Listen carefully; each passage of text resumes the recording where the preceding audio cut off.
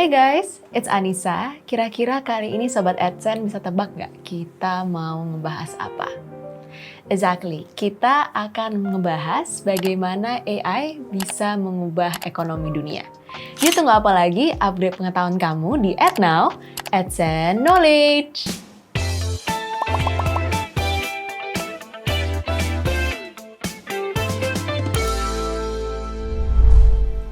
Di tengah kemajuan teknologi yang cepat, kecerdasan buatan atau AI telah muncul sebagai kekuatan revolusioner yang berpotensi mengubah wajah ekonomi global. Ada perdebatan yang sedang berlangsung di antara para ahli dan pengamat. Beberapa orang percaya bahwa AI akan membuat hidup kita lebih baik dan lebih efisien. Sementara yang lain skeptis, menganggapnya sebagai gimmick pemasaran untuk menaikkan harga saham perusahaan-perusahaan teknologi. Mari kita telusuri lebih dalam isu ini. Kecerdasan buatan atau AI merupakan cabang ilmu komputer yang berfokus pada penciptaan sistem yang mampu berfungsi secara mandiri dengan meniru kecerdasan manusia. Teknologi ini sudah sangat maju hingga kita bisa menemukannya di banyak aspek kehidupan sehari-hari. Mulai dari ponsel pintar hingga mobil otonom seperti Tesla yang sepenuhnya self-driving. AI tidak hanya memungkinkan non-musisi menciptakan musik atau non-videographer menghasilkan video sinematik, tetapi juga dapat membuat aplikasi, situs web, menghitung pajak, menganalisis data kompleks, bahkan merancang obat untuk penyakit baru di masa mendatang. Mantan CEO Google pernah menyatakan bahwa dalam 5 tahun ke depan, kita akan mampu menciptakan agen AI yang dapat berkomunikasi satu sama lain. Ketika teknologi ini semakin kuat dan mulai melampaui batas kemampuan kita untuk memahaminya, kita mungkin akan dihadapkan pada pertanyaan kritis. Apakah kita siap untuk menarik steker jika sistem ini mulai tidak terkendali? Dengan kemajuan AI yang begitu cepat, kita juga perlu memahami bahwa kecerdasan buatan adalah bidang studi yang berdiri sendiri seperti fisika. Di dalam AI ada subbidang seperti pembelajaran mesin atau machine learning yang berfokus pada pengolahan data dalam jumlah besar untuk melatih model prediksi. Salah satu cabang dari pembelajaran mesin ini adalah pembelajaran mendalam atau deep learning yang dibagi menjadi model diskriminatif, generatif, dan model pembelajaran bahasa. Alat seperti ChatGPT dan Google Gemini merupakan kombinasi model pembelajaran bahasa yang generatif, yang menjadi bagian dari industri yang sangat berharga. Diperkirakan AI dan robotika akan menambah 15,7 triliun dolar ke perekonomian global pada tahun 2030. Namun ada juga sisi gelap dari kemajuan ini, yaitu kemungkinan hilangnya 50% pekerjaan karena otomatisasi. AI telah membawa banyak perubahan besar, dan dampaknya pada ekonomi sangat signifikan. Eric Schmidt, mantan CEO Google, menyebutkan 3 teknologi utama yang akan mengubah dunia secara mendalam. Jendela konteks, agen AI, dan tindakan teks.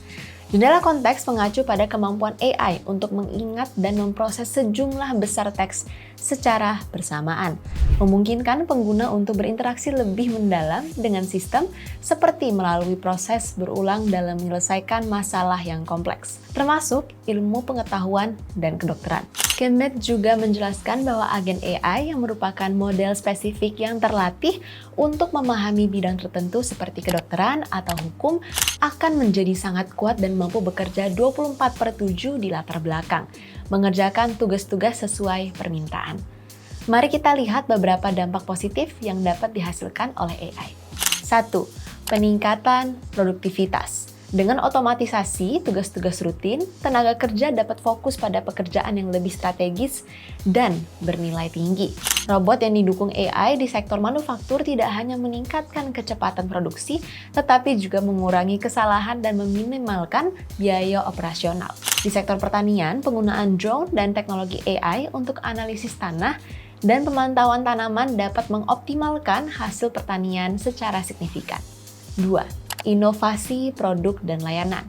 AI memungkinkan perusahaan untuk mengembangkan produk dan layanan yang lebih inovatif. Dalam industri otomotif misalnya, kendaraan yang dilengkapi teknologi AI tidak hanya menawarkan fitur keselamatan yang lebih baik, tetapi juga pengalaman berkendara yang lebih cerdas dan terintegrasi. Di sektor kesehatan, AI membantu dalam pengembangan obat baru dan diagnosis yang lebih cepat dan akurat. 3. pengambilan keputusan yang lebih baik.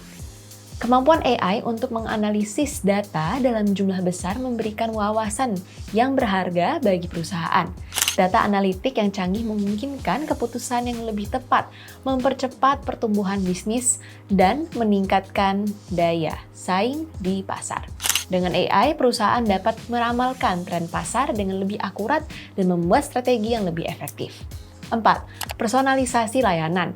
Dalam sektor retail, AI membantu perusahaan memahami preferensi pelanggan dengan lebih baik, sehingga mereka dapat memberikan layanan yang lebih personal dan relevan. Misalnya, algoritma rekomendasi yang didukung AI di platform e-commerce meningkatkan pengalaman pelanggan dan mendorong loyalitas. Dalam sektor hiburan, AI memungkinkan penciptaan konten yang disesuaikan dengan minat individu. Dengan perkembangan ini, AI diharapkan akan terus mendorong inovasi dan meningkatkan efisiensi di berbagai sektor ekonomi, membawa dampak positif yang signifikan dalam kehidupan sehari-hari. Perjalanan transformasi ini tidak tanpa tantangan. Salah satu kekhawatiran utama adalah potensi kehilangan pekerjaan akibat otomatisasi. Dengan meningkatnya penggunaan robot dan AI, banyak pekerjaan yang mungkin tergantikan, menciptakan kebutuhan mendesak untuk pelatihan ulang tenaga kerja. Diperkirakan hingga 50% pekerjaan bisa hilang karena otomatisasi yang akan menciptakan dampak besar pada masyarakat. Menurut Forum Ekonomi Dunia, AI dan otomasi diperkirakan akan menggantikan lebih dari 85 juta pekerjaan pada tahun 2025. Dan studi dari MIT dan Boston University memperkirakan bahwa sebanyak 2 juta pekerja manufaktur juga akan terkena dampaknya pada waktu yang sama. Laporan McKinsey Global Institute menunjukkan bahwa di tingkat dunia, 14% populasi mungkin perlu beralih karir di masa depan, sementara 87% perusahaan menyadari adanya kesenjangan keterampilan terkait teknologi AI. Selain itu, salah satu tantangan yang lebih besar di masa depan adalah ketika sistem agen AI mulai berkomunikasi satu sama lain dan mengambil keputusan yang tidak dipahami sepenuhnya oleh manusia. Eric Schmidt memperingatkan bahwa jika agen-agen AI ini mulai berkolaborasi secara otonom, kita mungkin menghadapi risiko besar dan harus siap menarik steker jika diperlukan. Ini mungkin terdengar seperti fiksi ilmiah saat ini, tetapi dengan investasi besar-besaran yang dialokasikan, kita bisa melihat dunia baru ini dalam waktu 5 hingga 10 tahun mendatang. Namun, ada juga potensi penciptaan pekerjaan baru. Forum Ekonomi Dunia memperkirakan bahwa 97 juta lapangan kerja baru akan tercipta di sektor yang berkaitan dengan AI. Pekerjaan manual yang rumit seperti tukang ledeng, tukang listrik, mekanik, dan beberapa profesi lain kemungkinan akan lebih aman karena teknologi robotika belum mencapai titik di mana pekerjaan ini bisa sepenuhnya diotomatisasi. Tetapi tantangan terbesar yang tersisa adalah bagaimana masyarakat dan pemerintah akan mengatasi pergeseran besar ini, terutama dalam hal pendapatan pekerja berupa rendah seperti pekerja layanan pelangganan, resepsionis, akuntan, hingga pekerja retail yang paling rentan terhadap otomatisasi. Dengan semua perubahan besar yang diakibatkan oleh AI dan otomatisasi, investasi di masa depan menghadirkan tantangan tersendiri. Beberapa ahli memperkirakan bahwa konsolidasi pasar saham akan terjadi dengan semakin dikit perusahaan yang menjadi dominan. Sebagai contoh, 7 perusahaan teknologi teratas menghasilkan 92% dari keuntungan pasar saham tahun lalu. Dan saat ini 10 perusahaan teratas mewakili 27% dari indeks S&P 500, sebuah peningkatan besar dari 10 tahun lalu. Meskipun ada peluang yang sangat besar di perusahaan-perusahaan teratas ini, saya pribadi masih percaya pada diversifikasi. Membeli saham individual mungkin menawarkan potensi keuntungan yang besar, namun juga lebih berisiko, terutama dengan pesatnya perkembangan AI. Jawaban saya akan tetap menggunakan strategi dollar cost averaging ke dalam indeks untuk jangka panjang, dengan keyakinan bahwa S&P 500 akan terus beradaptasi seiring perubahan-perubahan besar ini. Tentu saja banyak yang mungkin mengatakan bahwa semua ini hanya hype pemasaran atau bahwa perusahaan kehabisan data untuk melatih model AI mereka. Namun, berdasarkan apa yang saya lihat, saya rasa bukan itu masalahnya. Apa itu Dollar Cost Averaging atau DCA? DCA adalah strategi investasi di mana Anda menginvestasikan jumlah uang yang sama secara berkala tanpa memperhatikan harga pasar. Dengan menggunakan strategi ini, Anda membeli lebih banyak saham saat harga rendah dan lebih sedikit saham saat harga tinggi. Ini membantu mengurangi dampak fluktuasi pasar karena Anda tidak mencoba menebak waktu yang tepat untuk berinvestasi. Contohnya, jika Anda menginvestasikan $100 setiap bulan dalam S&P 500, terkadang harga saham akan tinggi dan terkadang rendah. Selama jangka panjang, ini menghasilkan biaya rata-rata yang lebih rendah per saham dibandingkan jika Anda mencoba membeli dalam satu waktu.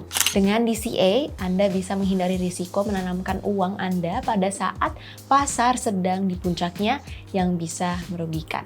Mengapa S&P 500? S&P 500 adalah indeks yang mewakili 500 perusahaan terbesar di Amerika Serikat yang meliputi berbagai sektor seperti teknologi, kesehatan, energi, dan finansial. Secara historis, indeks ini telah memberikan pengembalian yang stabil dan cukup tinggi bagi investor jangka panjang. S&P 500 juga sering dianggap sebagai indikator yang baik untuk kesehatan ekonomi Amerika Serikat. Dengan perkembangan AI dan otomatisasi, banyak investor tertarik pada perusahaan teknologi besar yang berada di puncak indeks ini. Namun, meskipun beberapa perusahaan top seperti Apple, Amazon, dan Microsoft terlihat menguntungkan, berinvestasi hanya pada beberapa saham tertentu bisa sangat berisiko jika perusahaan tersebut menghadapi masalah tak terduga. Oleh karena itu, strategi diversifikasi melalui indeks seperti S&P 500 memberikan kesempatan untuk memiliki saham di berbagai perusahaan besar tanpa bergantung pada kinerja satu atau dua perusahaan. Bahkan jika beberapa perusahaan dalam indeks tersebut mengalami kemunduran, kinerja keseluruhan dari 500 perusahaan besar ini memberikan stabilitas lebih. Gimana Sobat AdSense? Seru banget kan ceritanya? Semoga kalian juga mempertimbangkan diversifikasi sebagai pilihan terbaik dalam berinvestasi ya. Jadi jika kalian ingin tahu lebih banyak tentang bagaimana AI akan membentuk industri tertentu atau dampak jangka panjangnya, silahkan komentar di bawah ini ya. Mari berdiskusi tentang apa yang mungkin terjadi di dunia kita yang dikuasai oleh AI. Sampai jumpa di tema menarik di episode berikutnya. Salam pintar!